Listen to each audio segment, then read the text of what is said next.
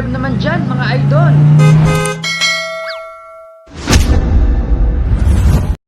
Umpisahan ang araw ng nakangiti, dami ng yakap ng Panginoon at huwag kalilimutan sabihin, salamat Lord! Magandang umaga po sa inyong lahat. Nandito tayo ngayon sa Cozy Place Milk Tea Shop dito sa Lawak, Pangasinan. Magsosurpresa tayo kay Ma'am Brihinica Campos na nagsa-celebrate ng kanyang ika-29th birthday. At ang nagpa-surprise sa kanya ay walang iba kundi ang kanyang minamahal na asawa na si Sir R. James Campos. So ayan, ating tumayan kung ano ang magiging reaction niya sa pasurpresa ng kanyang mahal na asawa. At syempre, pasurpresa rin ito ni Ma'am Emily para sa kanyang manugang. So samahan nyo kami at ating siyang surpresahin. Isa lang sasabihin sa inyo.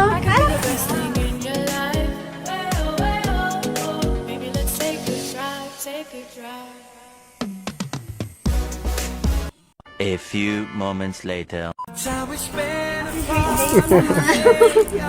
Yan lang pala lang. But it hurts so bad I can't take it any longer. I wanna grow old with you. I wanna die lying in your arms. I wanna grow old with you. I wanna be looking in your eyes. Happy birthday to you.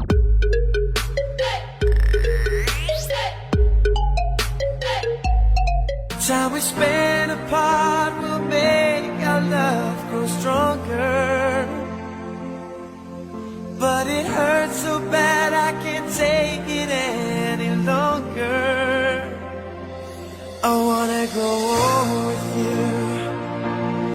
Happy birthday to you.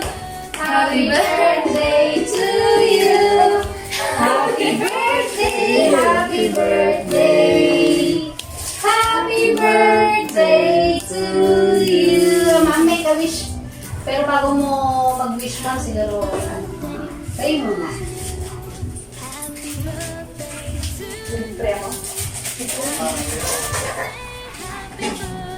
Salamat sa araw nito na pinagkaloob mo naman sa akin ang panibagong taon ng aking buhay.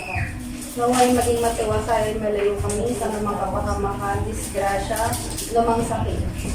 Itang hihiling ko lang sana ay maging healthy ang bawat miyembro ng ating pamilya. At naway maging totoong goal ko yung sa nasakit.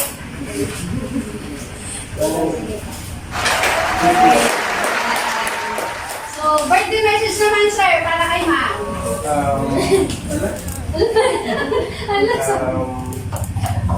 Birthday mo ko sa'yo. Sabi Hindi mo lang Iyak na yan. nakasarapan. Mamahalin kita. ganun. Pagitang The best device, brother. enjoy mo lang yung servisyo mo at bigyan ka pa ng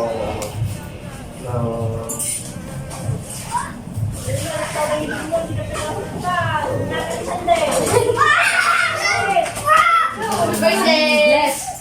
mamahalin kita ang katong kita. Yay! Lagi kitang ipagdadrive. Yan lang, mahal na kita mo. Kiss naman po! Kiss naman! Time we spend apart will make. Happy birthday, ate. Thank you sa pagmamahal mo sa akin. Binigay ng regalo. Salamat sa... hindi dahil sa'yo. Wala sana yung na si EJ. Mahal kita, ate. Sobra. Kahit hindi tayo yung sabihin kasama. Hindi ko pa rin nag-salamat. Ngayon mo lang tuloy yan eh. Relay yan. Kung may problema, tayo rin ang mga natin. Sabi ate, sana marami ka tayong buhay. Para sa inyo.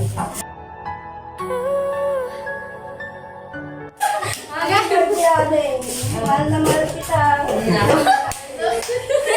Asan sa akin? Binibigyan mo kami ng bonus sa araw ng Pasko, Aday. Salamat, Aday. Yun lang ang masabi ko, Aday. Mahal na mahal kita. Yay! Happy birthday, anak ko. I feel blessed to have you as my daughter-in-law, and I'm thankful that my son is sharing this life with someone as wonderful as you, anak ko. Magmahalan kayo sa hirap at awa. Always be happy, family. Lagi kong sinasabi, ang relasyon is full of happiness and trust.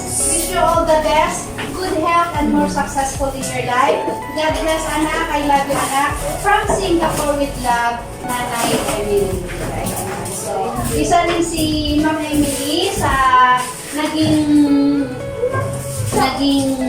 kasabot namin para po itong surprise deliver ko para sa'yo. So, Ma'am, ano naman po ang masasabi mo para sa mga nagmamahal sa'yo? Sa pa-surprise nila para sa'yo.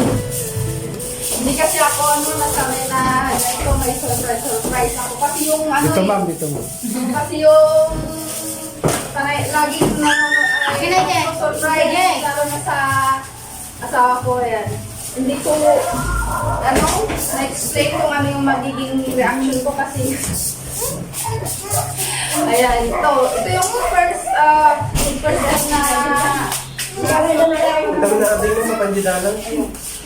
sa lahat naman maraming salamat naiyak ko lang. Okay lang yan. sa pagtanggap niyo sa akin, pagmamahal niyo sa akin. Ayan. Yeah. Ayan, kay nanay, maraming salamat.